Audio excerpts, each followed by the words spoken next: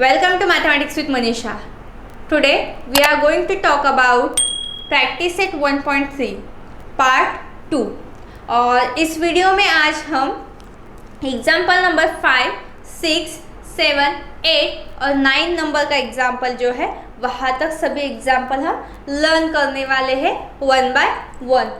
अभी जो example number 5 है वह क्या है मैं बताती हूँ आपको। देखिए मैंने बोर्ड पर डायग्राम लिखी हुई है और जो गिवन डेटा है जो कि हमें इम्पोर्टेंट है सिर्फ उतना ही मैंने बोर्ड पे लिखा हुआ है और जो एग्जाम्पल है मैं पढ़ने वाली नहीं हूँ यहाँ पे। सो आप अपने बुक्स जो है अपने बुक्स में पढ़ सकते हैं। जो इम्पोर्टेंट चीज़ें मैंने यहाँ पे लिखी हुई है। सो उन्होंने हमें एक ट्रेपेजियम दिया। ये जो डायग्राम है वह है ट्रेपेजियम की और उसमें उन्होंने कहा है in trapezium PQ is parallel to SR, मतलब कि PQ पैरेलल दिखाई है साइड SR से। देन उन्होंने कहा है AR की वैल्यू दी हुई है, देन AS की वैल्यू दी हुई है, AR की वैल्यू दी हुई है उन्होंने 5AP, देन AS की वैल्यू दी हुई है इक्वल्स टू 5AQ और हमें प्रूव करनी है कि SR इक्वल्स टू 5PQ। यह वैल्यू हमें प्रूव करके बतानी है। सो बहुत ही ईजी है, आपको दिखता है हार्ड लेकिन सॉल्व करने के बाद आपको पता चल जाएगा कि कितना इजी था। सो मैं यहाँ पे हमारे आंसर को स्टार्ट करती हूँ। देखिए जो गिवन डेटा है हम फर्स्ट वर्ड लिखते हैं in trapezium PQRS side PQ is parallel to side SR, then in triangle। अभी देखो ट्रायंगल क्यों कहा, इस पूरे ट्रेपेजियम में हमें दो ट्रायंगल दिखाई दे रही। वैसे कि यहाँ पे 4 है लेकिन हमें इन दोनों ट्रायंगल के बारे में सोचना है। अगर हम इन दोनों के ट्रायंगल के बारे में सोचने के बाद हमें हमारी मंजिल मिल जाएंगी जो कि है SR equals to 5PQ।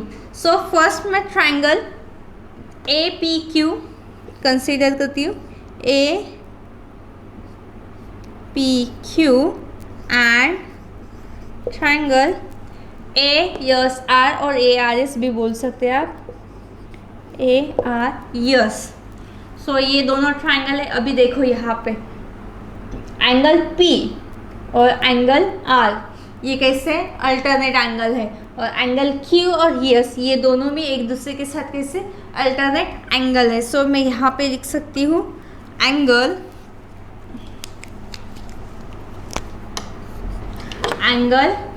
PQA और QPA भी के लिए कोई भी फर्स्ट लो उसमें कोई दिक्कत नहीं है।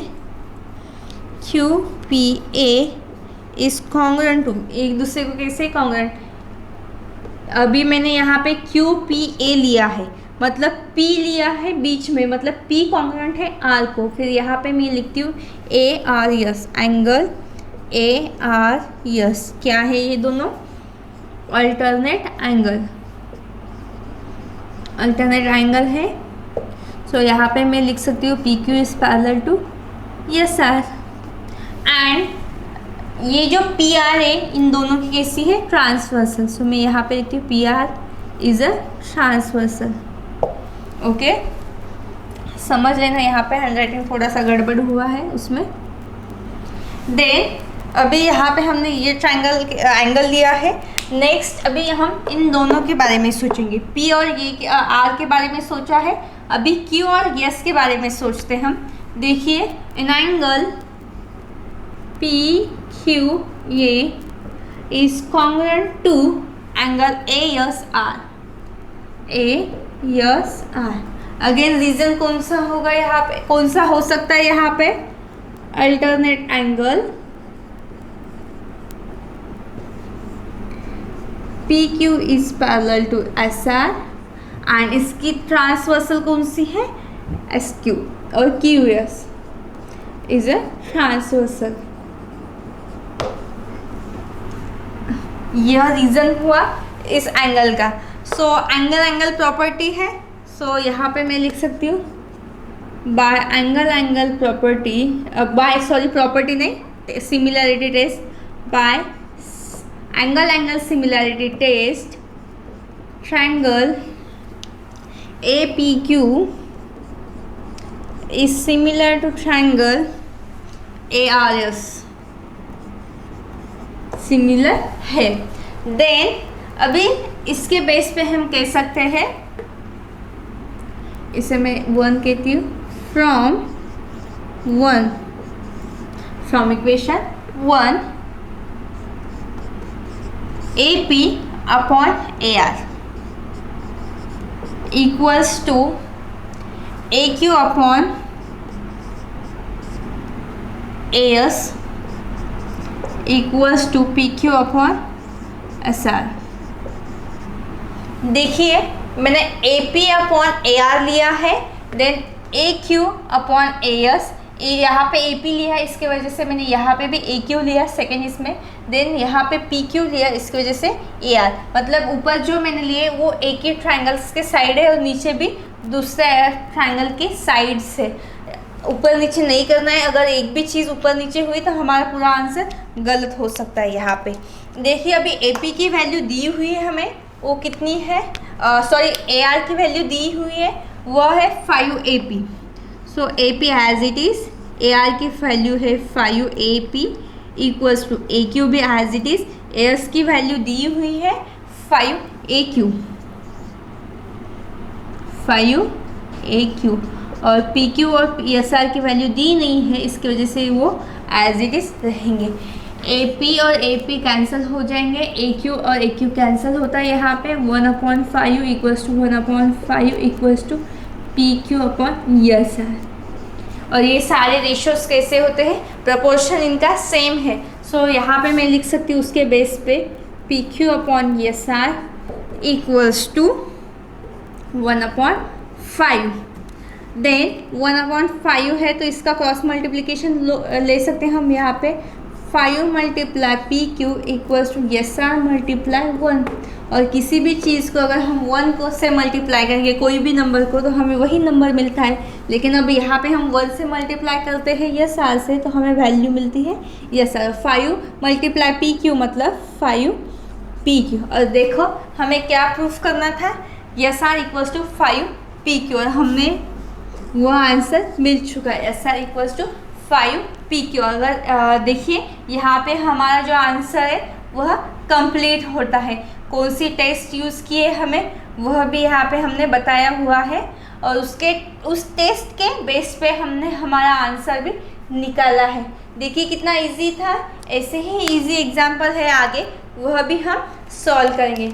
देखिए हम अभी नेक्स्ट जो एग्जाम्पल है 6 नंबर का, उसके तरफ बढ़ते हैं स्टार्ट। ओके, देखिए एग्जाम्पल नंबर 6 है, और एग्जाम्पल नंबर 6 है, ये भी सिमिलर एग्जाम्पल है एग्जाम्पल नंबर 5 से। जैसे हमने एग्जाम्पल नंबर 5 सॉल्व किया था, सेम उसी मेथड से हमें एग्जाम्पल नंबर 6 सॉल्व करना है।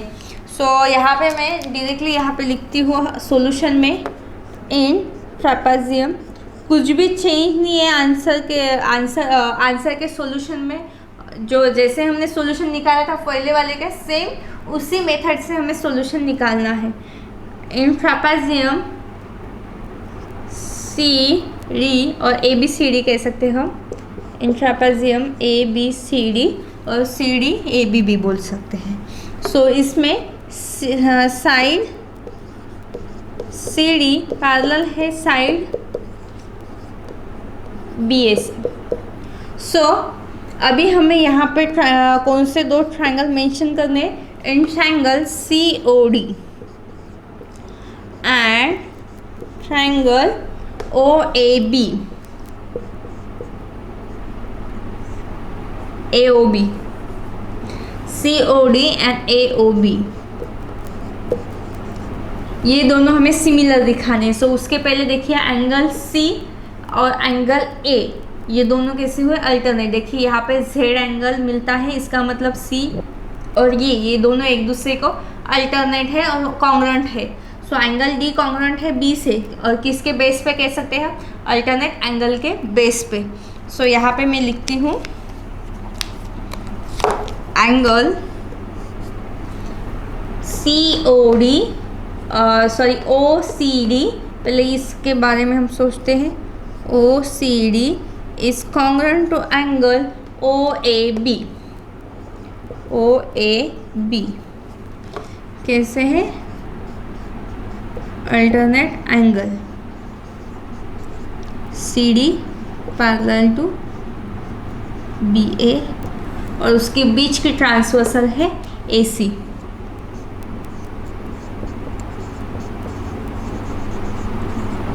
ओके, देन एंगल AOB तो हुआ, अभी OBA लेना है, मतलब कि D और B कॉन्ग्रुएंट दिखाने हैं. फिर यहाँ पे मैं लिखती हूँ एंगल CDO और ODC भी ले सकते हैं. ODC is congruent to OBA. Again same यहाँ पे मिलते हैं हमें रीज़न, लेकिन यहाँ पे ट्रांसवर्सल कौन सी रहती है अभी? BD. सो यहाँ पे BD इज ट्रांसवर्सल लिखना है. बाकी चीज़ें एज इट इज़, जैसे कि अल्टरनेट एंगल है CD पैरेलल है BA को. सो ये दोनों कॉन्ग्रुएंट हुए. फिर मैं यहाँ पे कह सकती हूँ by angle similarity test. By angle similarity test. So triangle COD is similar to triangle AOB. ये दोनों कैसे सिमिलर हुए, और इसको हम कहते हैं इसकी equation number 1. Then from equation 1 इसके बेस पे हम यहाँ पे रेशो लेते हैं OC upon OA equal to OD upon OB equals to CD upon BA. और देखिए OC की वैल्यू दी हुई है क्या हमें? नहीं. OA की वैल्यू दी हुई क्या? नहीं. फिर हमें ये है पार्ट नीचे नहीं लेते, क्योंकि हमें इसका कुछ काम नहीं. फाइंड आउट OD कहाँ है, सो इसकी वजह से हम इन दोनों के बारे में ही सोचेंगे. सो OD की वैल्यू दी हुई है क्या हमें? नहीं. OD हमें निकालना है. So OD as it is OB की वैल्यू दी हुई है 15 इक्वल्स टू CD की वैल्यू भी दी हुई है 6 और BA की वैल्यू है 20. OD की वैल्यू निकालनी है. OD इसके वजह से यहाँ पे रखते हैं हम एज इट इज़, और 15 डिवाइड उधर अगर हमें 15 को ट्रांसफ़र करती हूँ इस साइड में, तो वह मल्टीप्लाई हो जाएंगे 6 से. सो 6 मल्टीप्लाई 15 डिवाइड बाय 20. 5 3 जा 15, 5 4 जा 5 1 जा 5, 5 2 जा 10, 5 3 जा 15 एंड 5 4 जा 20. सो यहाँ पे मिलते हैं 4. यहाँ पे 2 2 जा 4 और 2 3 जा 6, मतलब कि 3 मल्टीप्लाई 3 होते हैं 9 और यहाँ पे 2, और ये OD एज इट इज़. सो यहाँ पे मुझे OD की वैल्यू मिलती है 4.5. अगर मैं 2 से डिवाइड करती हूँ 9 को, तो मुझे वैल्यू मिलती है 4.5. और यहाँ पे हमारा आंसर कंप्लीट होता है, क्योंकि हमें उन्होंने कहा है फाइंड आउट OD, और हमने फाइंड आउट की हुई है OD की वैल्यू, और वह कितनी मिली हमें?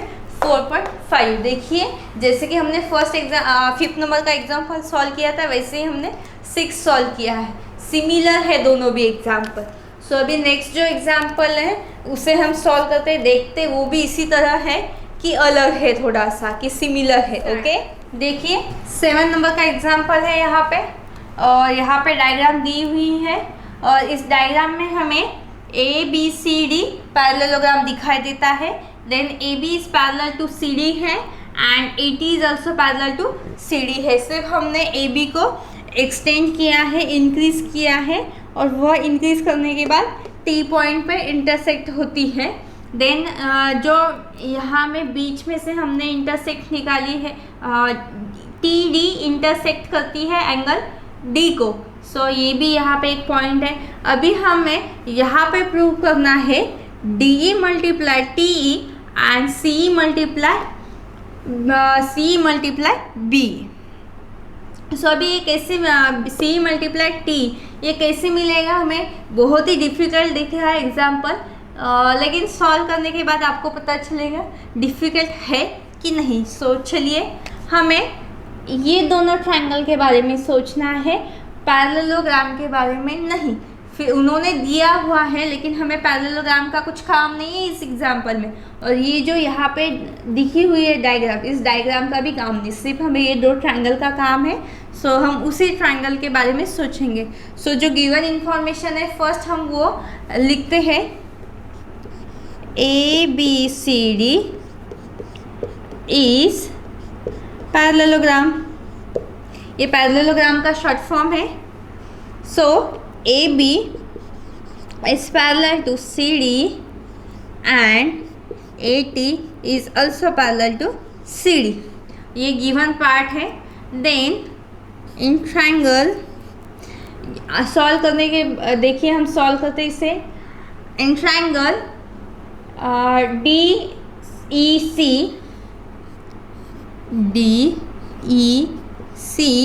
and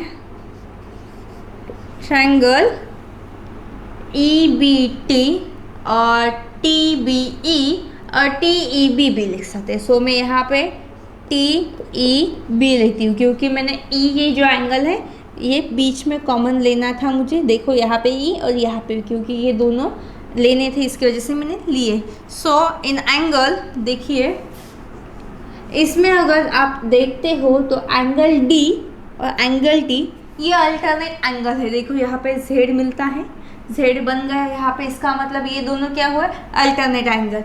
और एंगल B और C ये दोनों भी कैसे हुए, अल्टरनेट एंगल, मतलब एंगल एंगल कॉन्ग्रुएंट हो गए। B एंगल कॉन्ग्रुएंट हुआ C को, D एंगल कॉन्ग्रुएंट हुआ T को।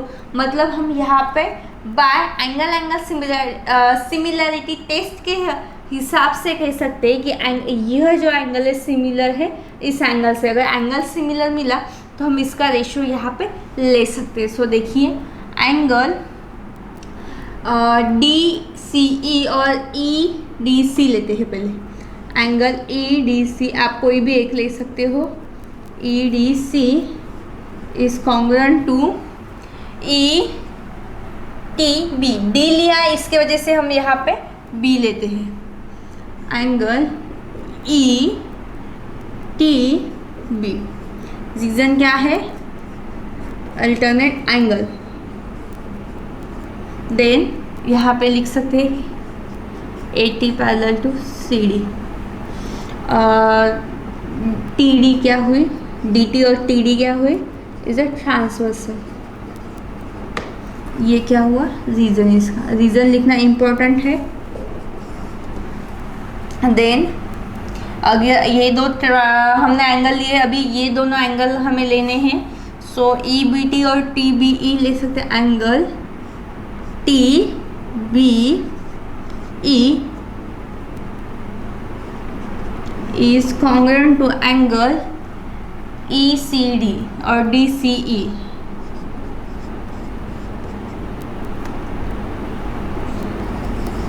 रीजन सेम है, अल्टरनेट एंगल, सिर्फ यहाँ पे ट्रांसवर्सल मिलती है हमें BC, बाकी चीज़ें as it is. BC is a transversal.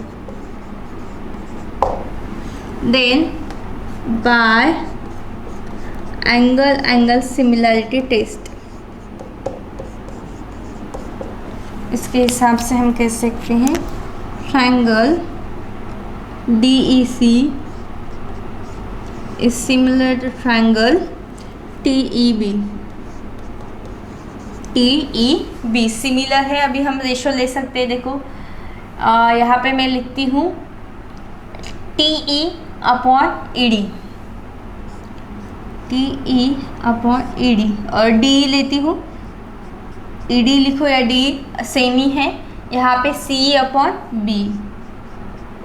देखिए पहले मैंने TE लिखा था, इसकी वजह से CD लिया। अभी मुझे B ऊपर लिखना है, C नहीं ले सकती क्योंकि मैं इस ट्रायंगल के बारे में सोच रही हूँ। यहाँ पे BE अपॉन C लेना पड़ेगा। ये दोनों जो साइड है इसके है D और C। इस ट्रायंगल के बारे में। जो देखो इस ट्रायंगल के साइड हमने नीचे लिए और इस ट्रायंगल के साइड मैंने ऊपर ली। अगर इसका क्रॉस मल्टीप्लिकेशन किया जाए तो ये मिलता है कि नहीं हमें देखना है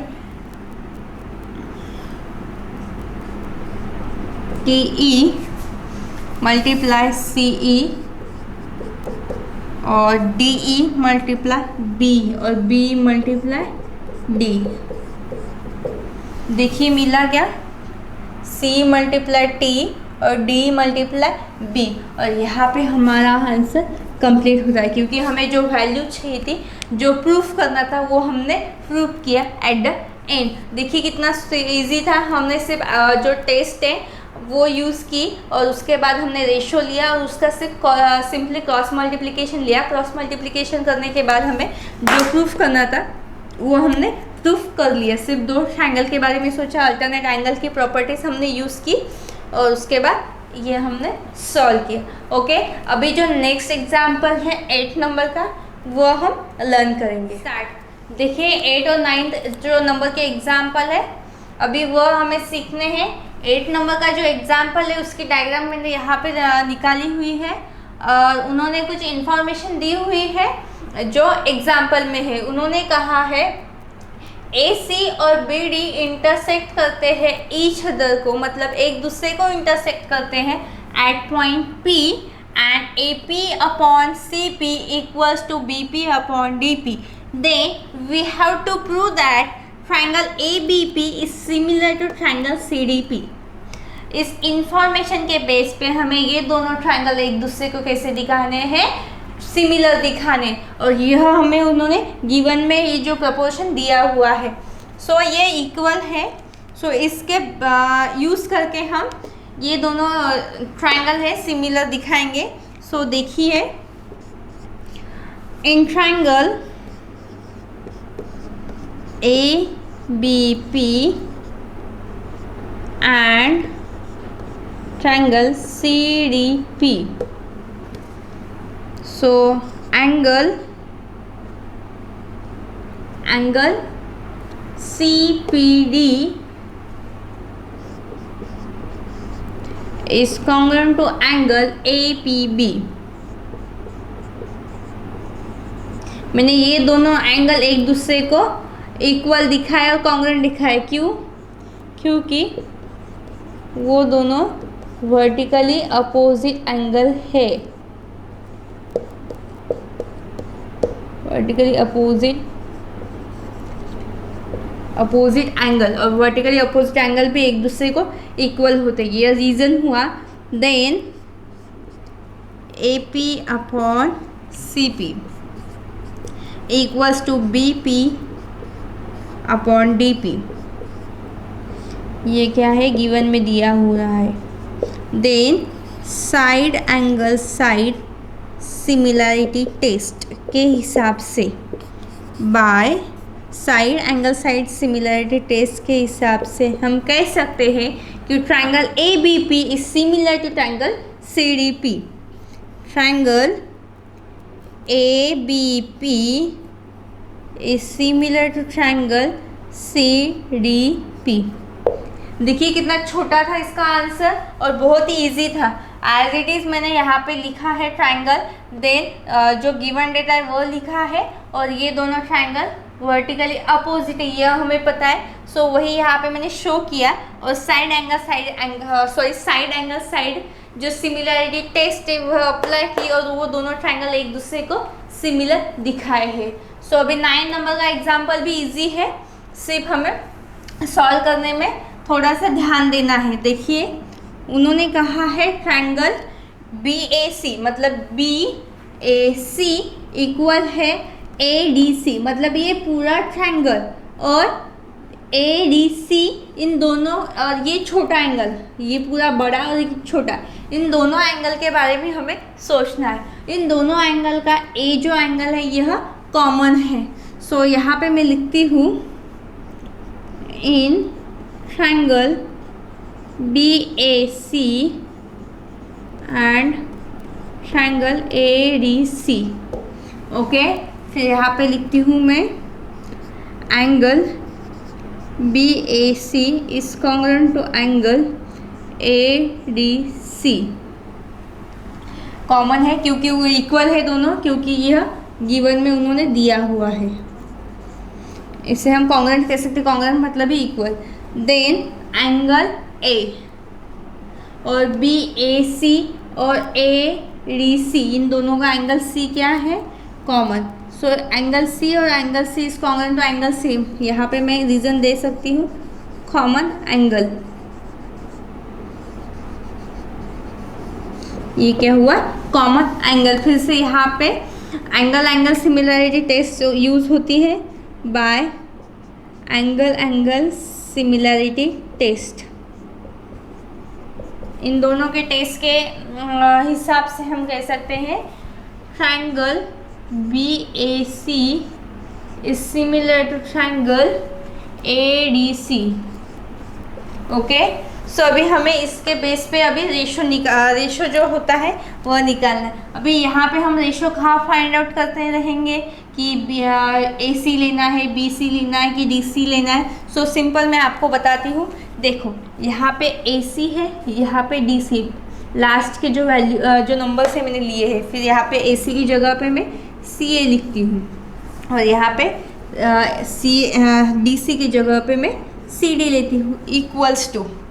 अभी इन दोनों के बारे में सोचना है, BC और AC। सो BC की जगह पे मैं CA लेती हूँ, देन CB लेना पड़ेगा, CB और यहाँ पे CA इक्वल्स टू। अगेन अभी बचे कौन से, ये दोनों BA और AD। सो यहाँ पे AB अपॉन क्या लेना है, DA। सो देखो यहाँ पे मुझे AB और AD के बारे में, AB और DA है, इसका यूज़ करना है क्या, नहीं, क्योंकि हमें जो प्रूफ करने के लिए कहा उसमें CA CB CD ये इन्हीं का यूज़ हुआ है। सो इसकी वजह से CA CD मैंने लिया, CB CA लिया। सो अगर इन दोनों का मैं क्रॉस मल्टीप्लिकेशन करती हूँ तो CA multiply CA equals to CB multiply CD और मिलता है मुझे, और CA मल्टीप्लाई CA कितना होगा, CA square equals to CB multiply CD।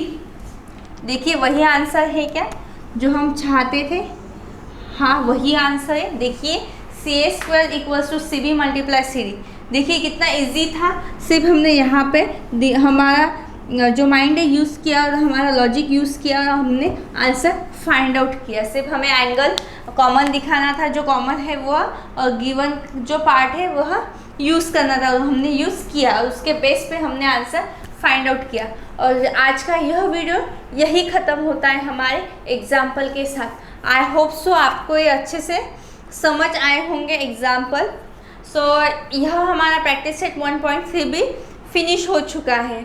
अभी नेक्स्ट जो वीडियो है उसमें हम जो बहुत ही इम्पोर्टेंट थ्योरम है वह कवर अप करेंगे। देन उसके बाद हम प्रैक्टिस सेट 1.4 की तरफ बढ़ेंगे। सो मिलते हैं हमारे नेक्स्ट वीडियो में, तब तक के लिए बाय।